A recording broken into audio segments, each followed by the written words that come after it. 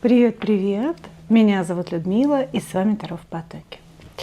Ну что, друзья, сегодня мы с вами сделаем один из любимых ваших раскладов, и название у него будет такое: его истинные чувства к вам сегодня.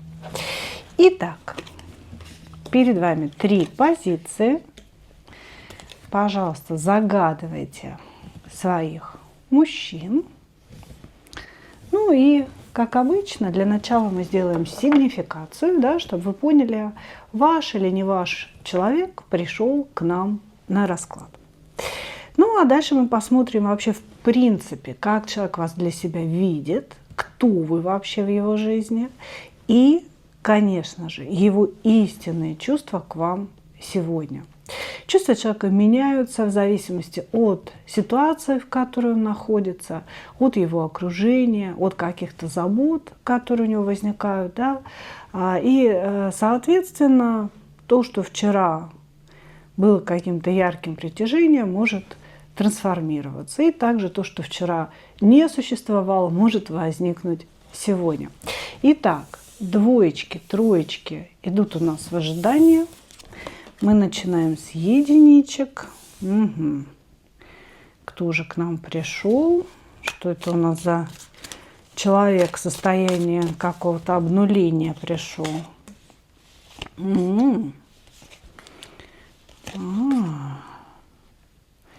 Учит его пространство, учит его Господь Бог, да, высшие силы. Значит, сейчас человек проходит один из самых сложных кармических уроков в своей жизни. Этот кармический урок олицетворяется, да, словом одиночество, если так можно сказать. То есть человек проходит урок одиночеством, урок неким обнулением себя, всех своих предыдущих заслуг, всей своей предыдущей жизни. И учится, наверное, духовности, да, если так можно сказать. Учится смирять свои инстинкты, смирять свое животное «я» и выходить в более высокочастотные сферы. Ну, тут скорее нам показывает человека в определенной жизненной ситуации, да, то есть как бы не какие-то его характеристики, а вот именно то, в чем он сейчас находится. Значит, сам по себе король у нас жезловый, привыкший к тому, чтобы женщины сразу падали штабелями, как только он вошел, да, он привык, что какие-то его ухаживания, какие-то слова, которыми он пользуется, сразу достигают цели. То есть он покоритель женских сердец. Вот. Но сейчас из-за того, что некая королева мечей его порубасила не по-детски, он прям болеет. То есть здесь у человека идет пересмотр внутренний каких-то установок своих собственных насчет женщин.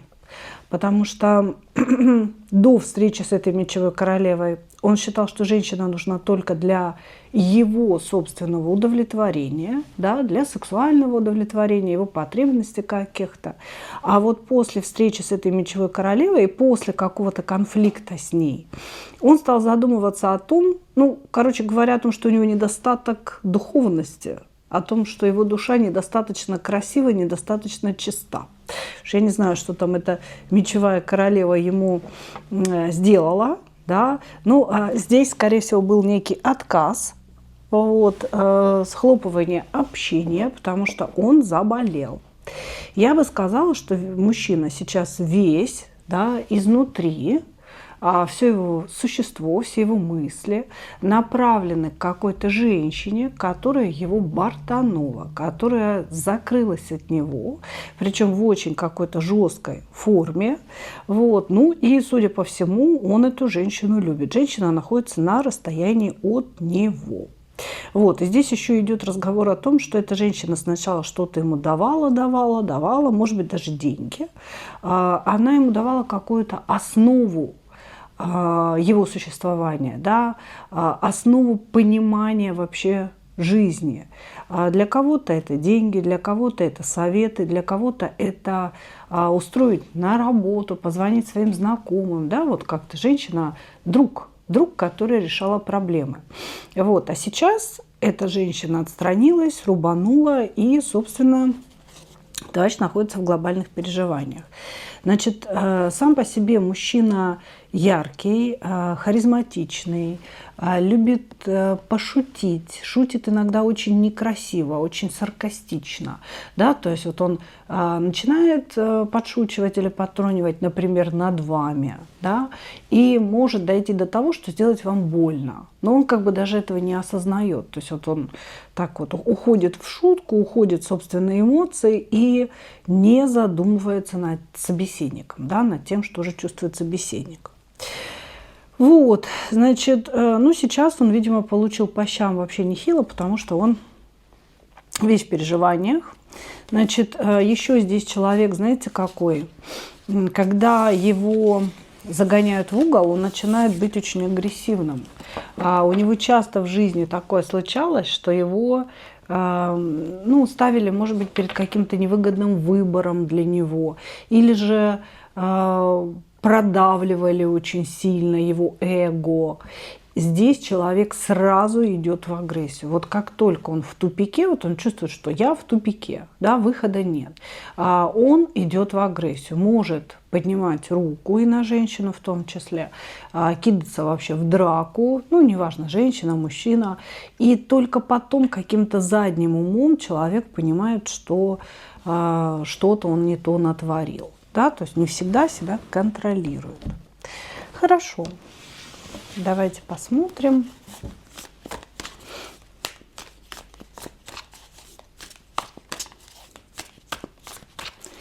Давайте посмотрим.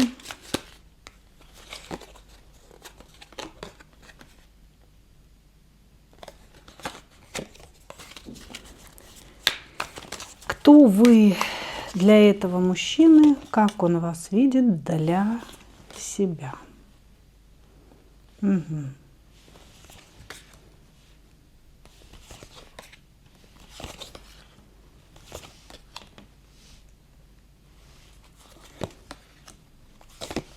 Интересно. Во-первых, да, скорее всего, та женщина, о которой он думает, мечевая королева, это вы.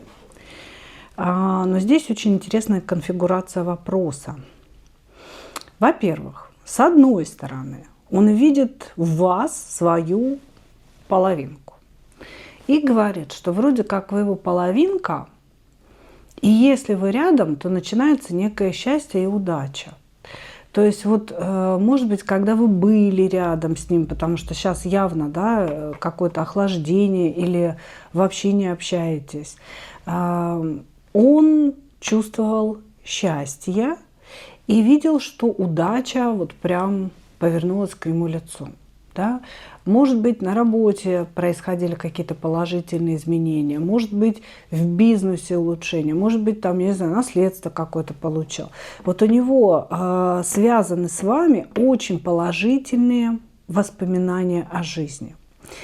И с одной стороны он говорит, вот она моя вторая половинка. Когда она рядом, мне хорошо, все получается, все, значит, спорится в руках любая работа, да, и начинают приходить какие-то результаты этой работы.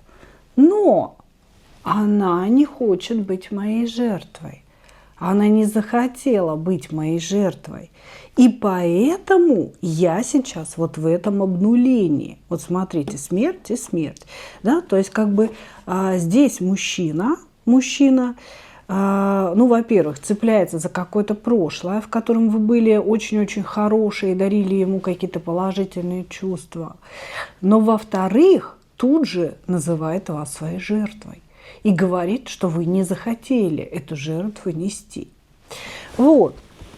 То есть, может быть, вы не захотели жить для него, может быть, вы не захотели мириться с какими-то его недостатками, с изменами, опять же, да, и он искренне возмущен сейчас, что вы как-то так вывернули ситуацию, что вы жертвой не захотели быть, а он теперь остался какой-то жертвой. Здесь человек не ожидал, что вы для него будете очень важны. Он говорит о том, что он всегда выбирал свободу и хотел даже в отношениях с женщиной быть свободным, чувствовать себя свободным. Но вот когда вы здесь хлопнули дверью, отсекли его, перестали общаться, поругались, да, у каждой это будет что-то свое, потому что вас очень много. Вот когда вы это сделали, он вдруг понял, что испытывает страх одиночества, что испытывает страх остаться без вас. И нафиг ему никакая свобода не нужна. Понимаете? То есть как бы вы ему вроде как эту свободу дали, а он такой типа, блин, не, что-то плохо мне в этой свободе. С ней-то вот связанное счастье, удача и тепло, и вообще мне было хорошо, а вот эта вот вся свобода мне не нужна. А теперь заберите свободу, пожалуйста, господа, да, кто там наверху распоряжается, и обратно мне вот эту женщину предложите на блюде золотом. Вот так. Вот что он хочет, вот он как вас видит. Хорошо. Ну, давайте посмотрим чувства теперь человека.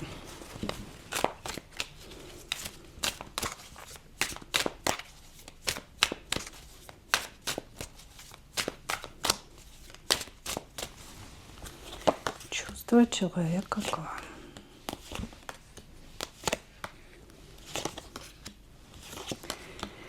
Прячется из-за угла, за вами наблюдает, возможности общаться не имеет никакой, все свои чувства пытается сейчас затолкать куда подальше. Чувства здесь есть, здесь все вместе, и страсть, и влюбленность, и сердце его к вам открыто, вот прям полностью. Но он говорит, я об этом должен молчать. Я об этом должен молчать, потому что, ну, скорее всего, вы его заблочили где-то. Вы здесь отвернуты, вы встали в какую-то воинствующую позицию, отстаиваете свои интересы. И он говорит, я не могу сейчас к ней пробиться никак.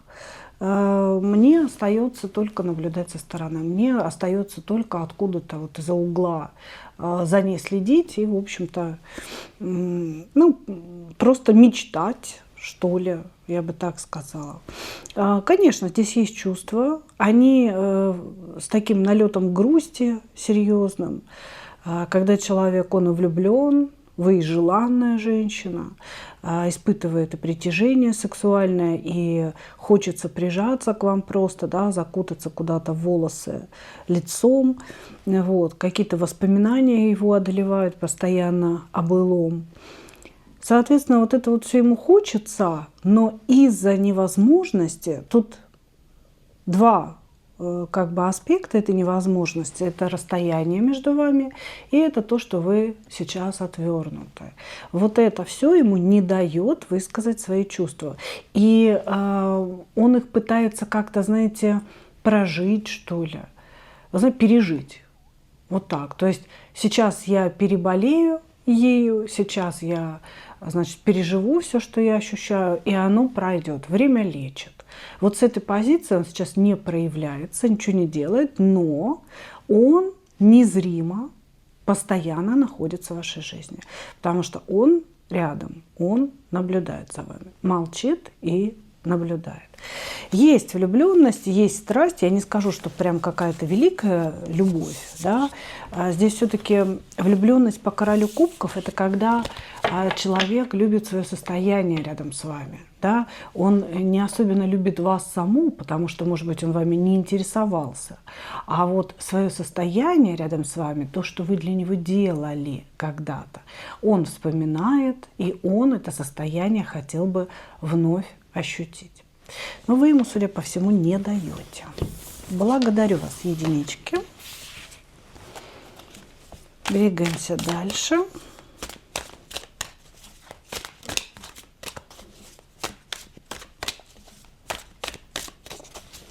Двоечки. Двоечки. Кто к нам пришел?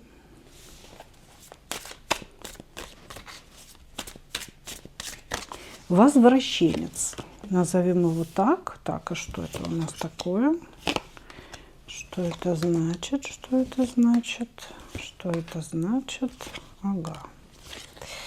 Так, значит, это следующее, что вы у нас здесь третий фактор.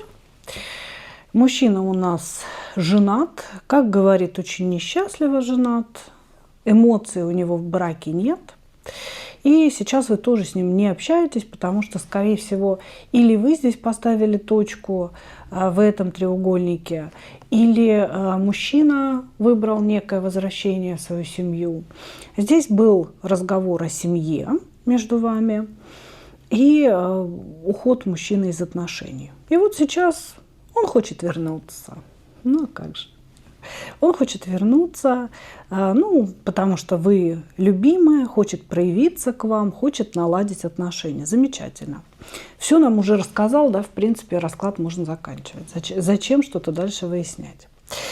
Мужчина сам по себе, да, не совсем понимает, что он хочет. Он хочет плотненько сидеть на двух стульчиках. На самом деле в семье у него все хорошо, семья у него полная чаша, но ему там плохо. Вы знаете, все хорошо, и дети обихожены, и жена красавица, и все в доме есть, и работа есть, и деньги есть, и все хорошо, да, но скучно. Скучно, и что бы мне такое вот отчебучить, чтобы не было мне скучно, говорит нам этот мужчина. И отчебучить он решил треугольник. Ну, треугольник, судя по всему, у вас сложился достаточно давно уже. Просто что-то пошло не так, да, и давно вы не общались. Здесь мужчина злился на вас, злился на себя, злился за какие-то непринятые вами правильные с его точки зрения решения. Вот. И как бы, судя по тому, что он у нас иерофант, да, и в перевернутой позиции, он все равно считает себя правым в этой ситуации, но сейчас то ли молчание ваше затянулось, то ли ему вообще там в край как плохо в семье. Ну, короче говоря, несмотря на то, что я прав, я хочу вернуться. Я хочу вернуться, сохранив лицо и сохранив вот эту свою правость. Значит, или он сейчас хочет вернуться для того, чтобы потом вы ему сказали, что он все равно прав. Я сейчас понижу, да, вот какие-то свои требования к ней. Она меня примет, снова вся растает, а потом я ей покажу, кто здесь иерофант, собственно говоря. Вот, потому что иерофант – это карта, которая говорит: я прав в любом случае. Неважно, что ты там думаешь, дорогая, да, в любом случае я прав. Вот, значит, мужчина очень упрямый, мужчина, у которого есть какое-то положение в обществе, у него есть деньги, но при этом это достаточно прижимистый человек. Он тратит только на такие четко выверенные вещи, причем вы никогда не знаете, ну, там, не знаю, поездка куда-то на отдых, да, считается ли нужной некой вещью для него, оплатит ли он эту поездку. И при этом он может вполне сходить, например, к колдунье или к тарологу и заказать таро-расклад. И потратить на это достаточно большие деньги, не считая, что это какая-то там лишняя, например, трата. Да? А вот вам купить, допустим, какую-то одежду или куда-то вас вывезти отдыхать, ну, 10 раз подумаем, это нужно или это не нужно. Вот. Ну, то есть вот такое своеобразное у него отношение к деньгам. Хорошо. Возвращенец. Окей. Смотрим дальше. Что нам этот возвращенец скажет о вас? Да? Кто вы для него? Кто вы для этого мужчины?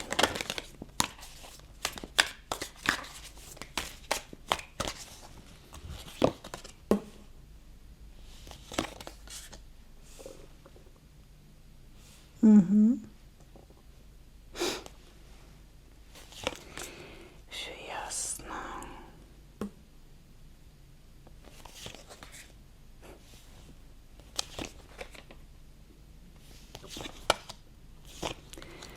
Вы знаете, на самом деле этому человеку от вас ничего серьезного не нужно. И, в принципе, это такой, знаете, эгоцентричный мужчина, который не задумывается над чувствами окружающих людей, а лишь хочет, чтобы ему было очень комфортно. Значит, в его семье ему холодно, он не испытывает никаких эмоций. Хотя, в принципе, там вокруг него бегают и пляшут все. Вот. Но, может быть, это и плохо. Да? Может быть, и надо бы его жене немножечко ему взбучку устроить. Значит, вы ему нужны для некого переключения. То есть ему скучно от своего благополучия, да, и хочется какого-то драйва, хочется какого-то шторма, взрыва, эмоций, для того, чтобы почувствовать жизнь, для того, чтобы почувствовать биение своего сердца в очередной раз, себя молодым, опять же.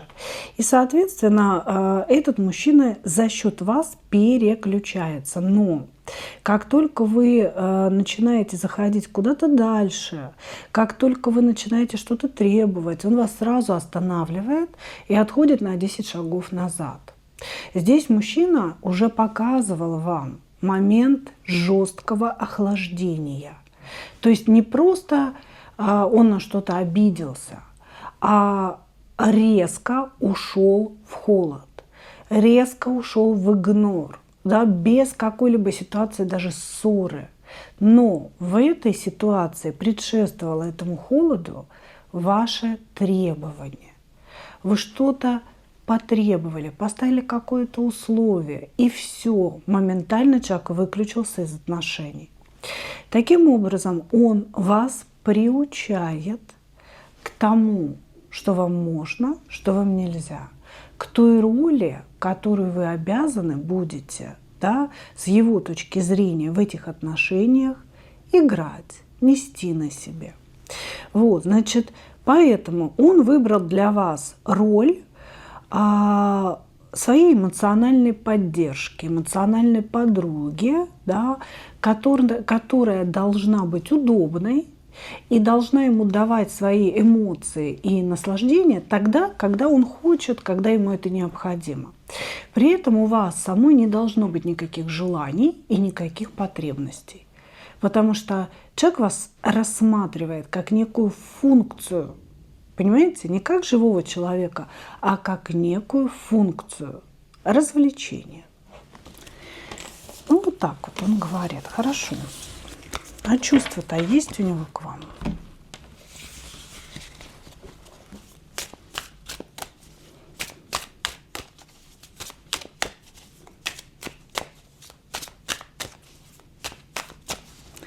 А чувства-то есть?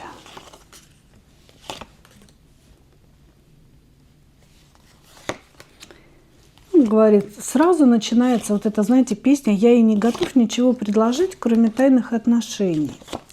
Она должна быть тайной любимая. Ну а кто, девочки? Конечно, ну любая же женщина мечтает быть тайной любимой, правильно? В которую никто ничего не вкладывает, а которая только сидит у окошечка, поджидает своего любовничка, потом отдает ему себя, ну и, в принципе, следующий период ожидания начинается для нее. Здесь мужчина любит только себя. Вот прям зарубите себе на носу. Он возвращается, поэтому вам это нужно знать. Он любит только себя. Но для достижения своих целей, для того, чтобы вернуть вас, получить вас, петь он вам будет и без укулелей, поверьте, очень красиво. Петь он вам будет про свои мечты, про свою страсть, про свою любовь, про свои фантазии, про то, какая вы прекрасная, про то, что он ни дня не выпускал вас из головы, из сердца, из писи, из всего остального. Вот, милая моя, вернись. Но вы должны понимать, что это все делается, потому что у него сейчас глобальный эмоциональный недостаток, дыра внутри, да, ему нужно вами эту дыру закрыть. Чувств к вам конкретно, как человеку, как женщине, я не вижу, но я вижу сексуальные мечты о вас. Да, то есть вот какие внутри человека бушуют эмоции, сексуальные мечты в вашу сторону, постоянное сексуальное думание, да, постоянное фантазирование разных совершенно очень смелых сцен.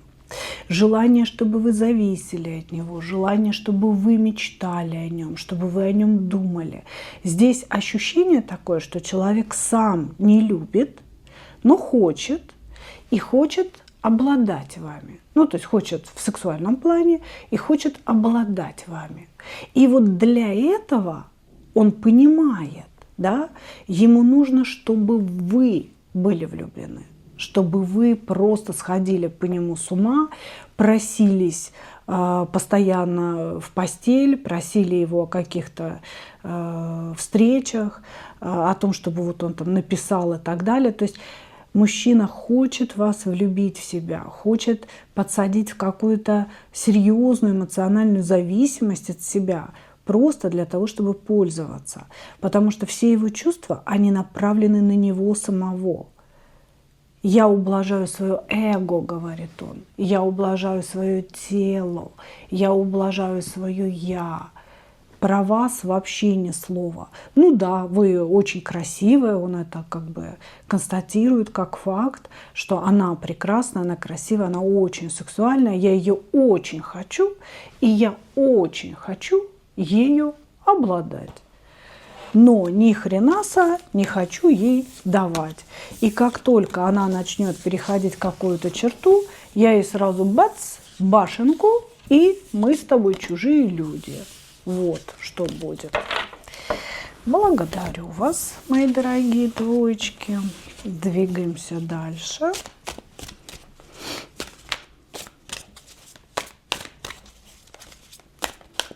Двигаемся дальше. Троечки. Кто к нам пришел? Ага. Здесь человек несет очень серьезную ответственность за кого-то. Может быть, это семья, может быть, это рабочая ответственность. Есть, знаете, люди такие трудоголики, которые вот на себя взвалили обязательства всего коллектива, да, и прут. Может, он начальник какой-то, поэтому не начальник он не начальник. Вообще, от слова совсем. Не начальник. Ага. Что-то какие-то страхи у него. А что ты за ответственность несешь?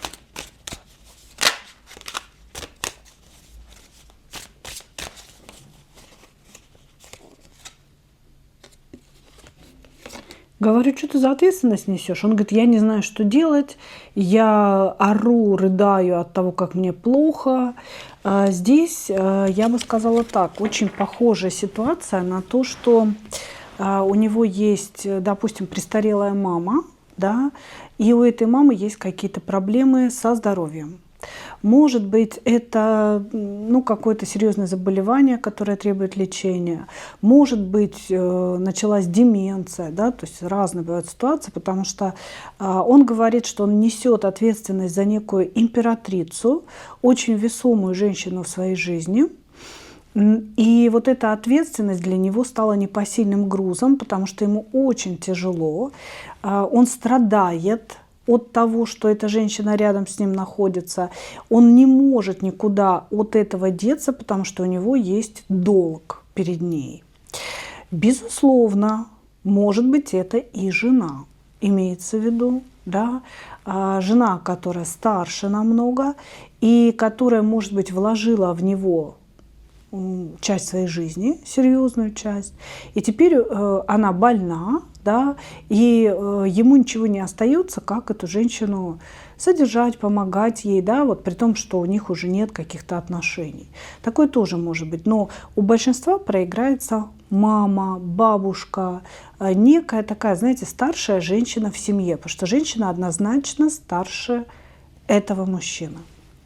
И вот он сейчас, значит, основа его жизни, его сигнификация – это несение ответственности за эту женщину. Он не может там ничего порвать, ничего бросить. И вся жизнь, она как будто бы, знаете, сконцентрировалась в одной точке. Вот в заботе об этой женщине. А его личная жизнь, она как будто бы нейтрализована. Понимаете? То есть он не может жить своей личной жизнью, потому что надо ухаживать за этой женщиной.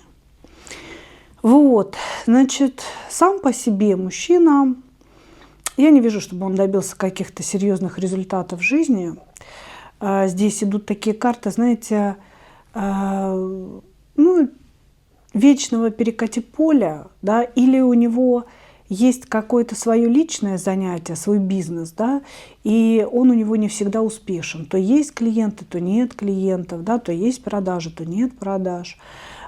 Или он работает очень мелким служащим, у которого вообще нет какой-то серьезной ответственности на работе. Понимаете? То есть вот вышел он, не вышел, всем все равно.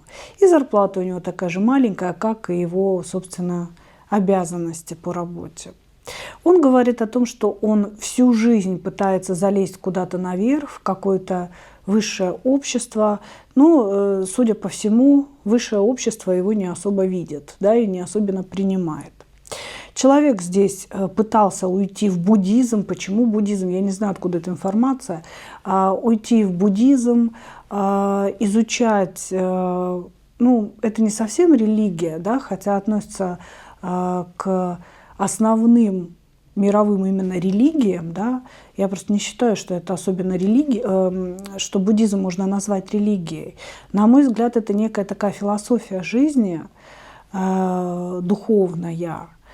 Так вот, здесь говорится о том, что он увлекался или в данный момент увлечен буддизмом, читает какие-то труды, изучает, может быть, куда-то ездил, да, для того, чтобы понять вообще структуру этой философии. Здесь человек думает о своей душе, но думает очень странно. Сейчас я проживу какой-то тяжелый период своей жизни, позволю себе сделать плохие поступки,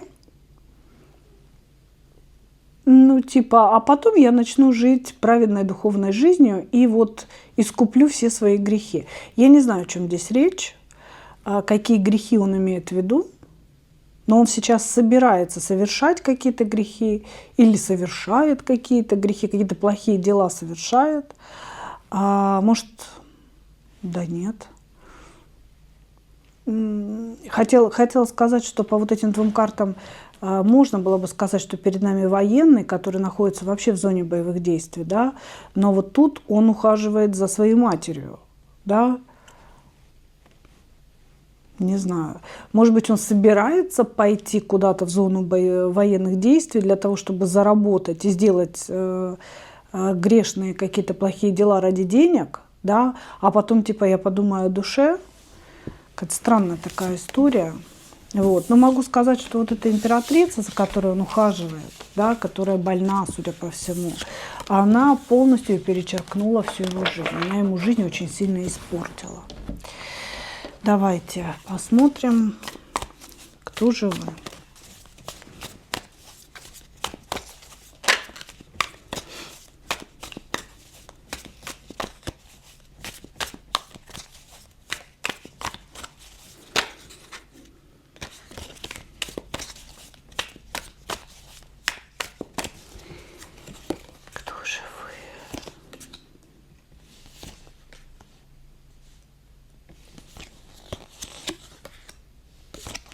То ли вы вместе с ним работаете, то ли работали, то ли вы какой-то такой классный работник, у которого все удается. Он почему-то здесь все про работу говорит.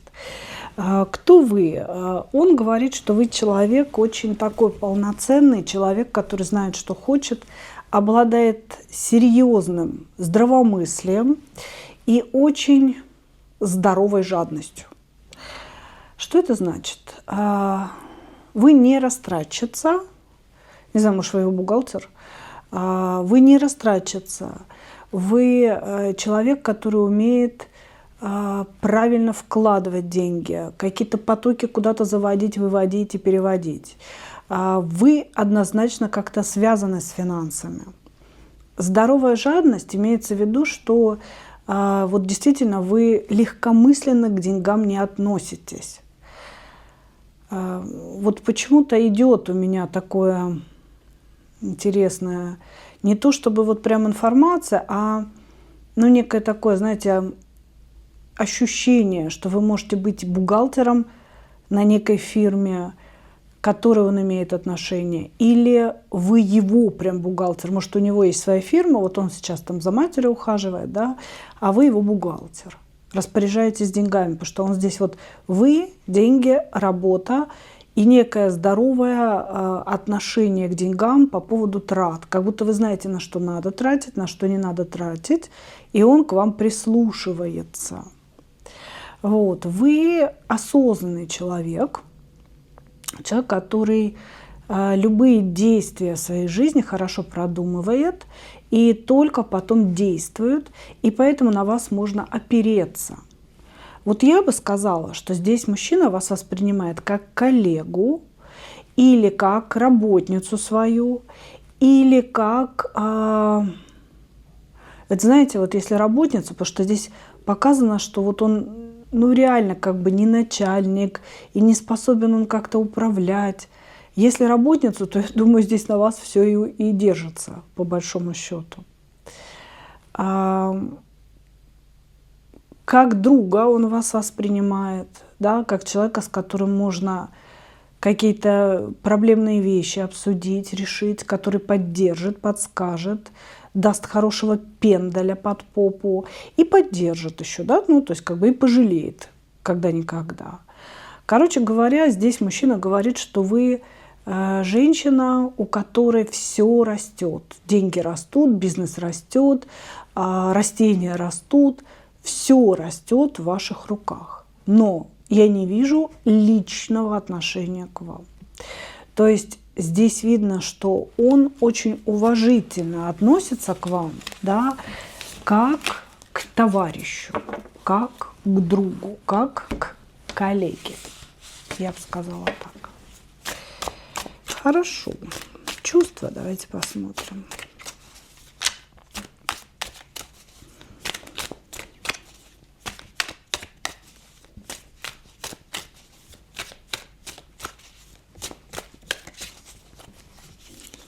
Давайте посмотрим чувства.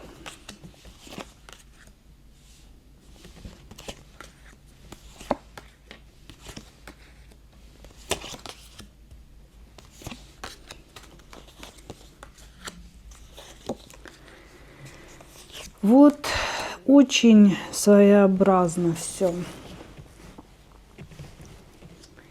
Как будто бы есть любовь в вашу сторону. И вы какой-то шанс на то, чтобы быть счастливым. И вы шанс на некую высшую справедливость. Он говорит о том, что вас ему послали вот для того, чтобы он наконец-то был счастлив. Для того, чтобы он наконец-то почувствовал, осознал, прожил состояние любви. Но ощущение, что здесь вы его любите, а не он вас. Понимаете, вот что же имеется в виду? Здесь идут карты любви. Они идут как его отношение к вам. Но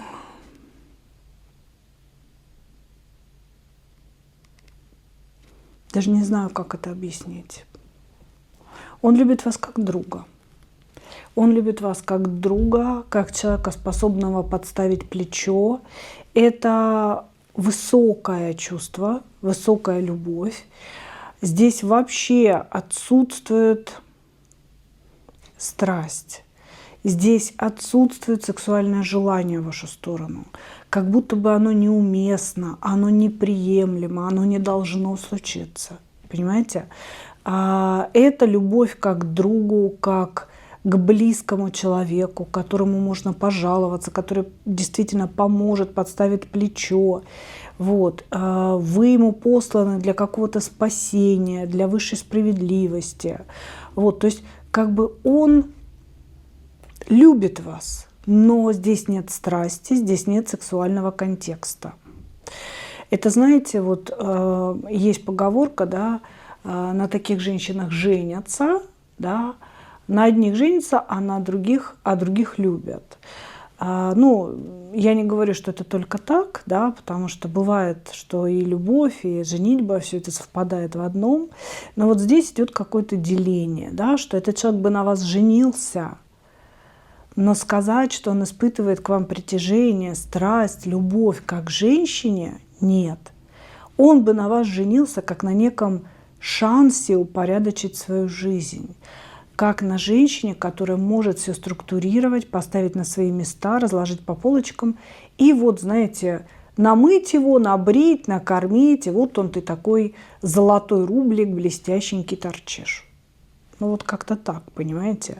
Я скажу так, он любит вас как друга, а вот вы его можете любить действительно как мужчину, и он об этом знает. То есть он вот прям кожей чувствует ваше отношение к себе, знает, что вы для него все сделаете, и он как бы вам за это благодарен. Да, вот этой ответной дружеской любовью. А если мы говорим про человеческую любовь, да, которая включает страсть, притяжение, секс, то он такой типа, ну вот, а что я с собой поделаю? Да, вот, ну, я же не могу дать того, чего нет у меня внутри, да, только то, что есть. А есть у меня дружеская, очень такая теплая любовь к ней. И желание вот с ней рядом находиться, общаться, ну, как друг. Ну, вот как-то так. Вот как-то так, мои дорогие. Ну что, вот такой у нас сегодня вышел расклад. Благодарю вас за ваше внимание. И, как обычно, хочу пожелать вам только одного. Встретить свою настоящую любовь и не потерять в ней себя. Ну а мы увидимся с вами в следующих видео. Пока-пока!